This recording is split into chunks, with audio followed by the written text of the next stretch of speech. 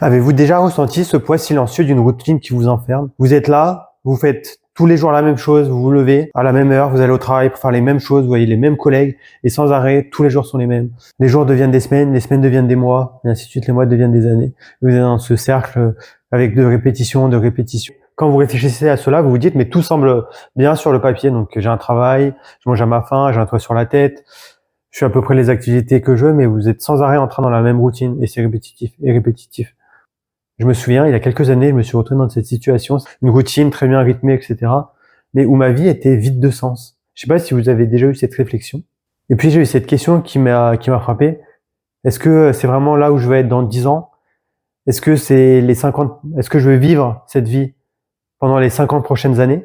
Est-ce là la vie que je voudrais jusqu'à ma retraite?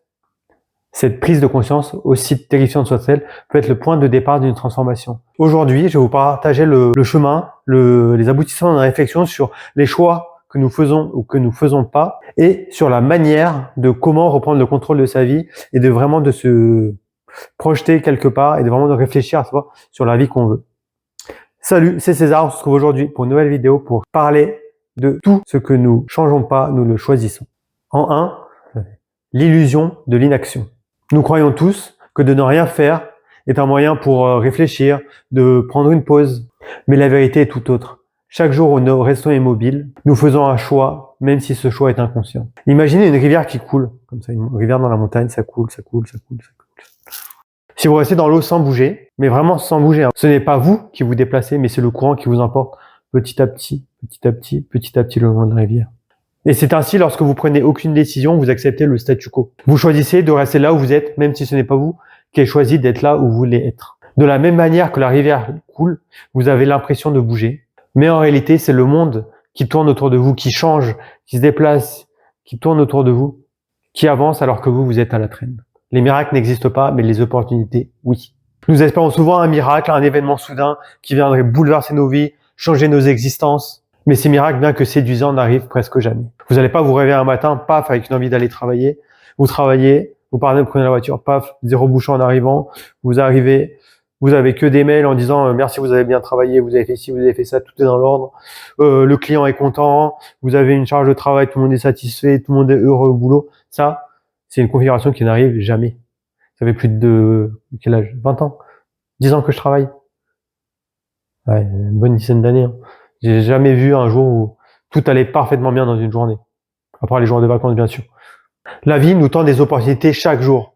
Elles sont là, parfois petites et discrètes, mais pourtant bien réelles. Pourtant, combien de fois passons-nous à côté d'opportunités, soit par peur, soit par habitude, soit par peur de ne pas y arriver, soit parce que nous ne savons pas la reconnaître, que c'est peut-être un problème déguisé en opportunité. Et si au lieu de cela, nous apprenons à reconnaître les opportunités et à les saisir?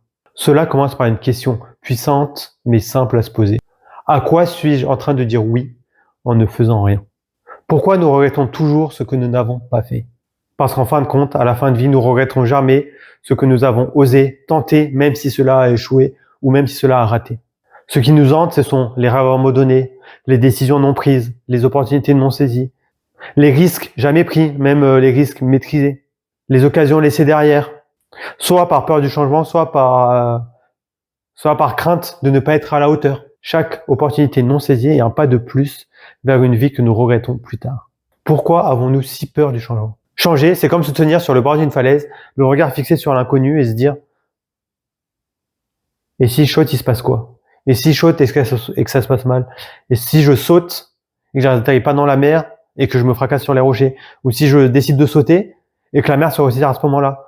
Enfin, c'est plein d'inconnus remplis de pires scénarios qui puissent arriver, qu'on s'imagine qui pourraient arriver même. Et si tout cela empirait? Mais en réalité, rester immobile est bien plus dangereux que de ne rien faire, que de faire le premier pas. La vie, elle attend pas, elle passe. Hein. Pendant que nous hésitons, que nous réfléchissons à dire est-ce que c'est une opportunité, c'est pas une opportunité, et si je prends ce risque-là, qu'est-ce qui va se passer, et si je prends pas ce risque, qu'est-ce qui va se passer, et je me pose des questions, et blablabli, et blablabla, et nanani, et nanana.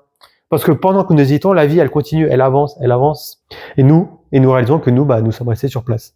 Rappelons-nous que la peur est naturelle, mais elle ne doit pas être paralysante. C'est en la traversant que nous apprenons, que nous découvrons ce dont nous sommes capables. Maintenant, nous verrons comment initier ce changement. Le changement commence pas par des grands bouleversements, des grandes actions, mais plutôt par des petits pas, des petites questions à se poser, de simples réflexions. Posez-vous d'abord cette question. Quelle est la première étape, aussi minime soit-elle, que je peux choisir de faire aujourd'hui, d'exécuter aujourd'hui? Par exemple, cela peut être refaire son CV, envoyer son CV pour des nouvelles opportunités, contacter des personnes sur LinkedIn, envoyer à ce message à cette fille que vous avez récupéré son numéro et vous avez jamais envoyé de message, ça se trouve elle l'attend aussi de son côté. Ça peut être discuter avec vos voisins, aider une personne âgée à porter ses courses au supermarché. On ne sait pas, la vie est faite de plein de choses, plein de surprises. Des fois, c'est souvent en rendant service aux autres que petit à petit, il y a ce qu'on appelle un cercle bénéfique qui se produit et vous allez dire ah tiens, ma vie elle change de manière positive, plus positive, etc. Et ça peut être plus simplement reconnaître que vous voulez autre chose ou inscrire vos rêves, vos buts, vos ambitions sur un bout de papier. Ça peut être des actions aussi simples que cela. Le changement est un processus. Chaque victoire, chaque petit pas en avant compte. C'est comme gravir une montagne, vous n'allez pas tout escalader en un jour et dire hop, je vais en haut. C'est commencer petit à petit, un pied après l'autre, sentier après sentier, rocher après rocher, bloc après bloc, etc. jusqu'à arriver en haut. Réécrivez votre histoire un jour à la fois. Votre vie n'est pas figée dans le marbre comme vous pouvez le croire. Chaque jour est un nouveau jour pour créer vos opportunités, saisir vos chances, recommencer. Comme on dit, chaque jour en dehors de la tombe est un bon jour. Donc prenez chaque journée pour tester des nouvelles choses, tester des nouvelles opportunités. Des fois ça échouera, des fois non, mais vous serez content de l'avoir fait. Après vous dire ah j'ai échoué à ce moment-là, qu'est-ce qui a fait que ça a pu échouer? Réfléchir, dire ah ici je tentais une nouvelle approche. Mais pour écrire quelque chose de nouveau, il faut lâcher, couper le lien avec ce qui nous retient, ce qui nous sert plus. Nous nous accrochons souvent à ce qui est familier, la famille, la routine, la copine, le travail, tout ce qui vous est familier quoi. Non pas parce que cela nous rend heureux, mais parce qu'on connaît, on sait comment ça va se passer, on peut anticiper la discussion avec les gens, on sait ce qui va poser problème. Enfin, c'est vraiment devenu une routine, on est habitué à cela. Et surtout parce que cela nous rassure, on sait à quoi s'attendre, on connaît les réactions, on connaît les réflexions, on sait qu'on a tous les ans le même anniversaire, tous les ans on fête Noël, on sait que, enfin voilà, on s'accroche et puis, ouais, c'est comme je disais tout à l'heure, les jours ressemblent à des semaines, les semaines ressemblent à des mois, les mois ressemblent à des années, les années ressemblent à une vie et ainsi de suite. Mais cette sécurité apparente peut nous priver de la vie dont nous voulons réellement. La clé est de vous demander régulièrement, est-ce que je choisis activement cette vie ou je m'y accroche par habitude?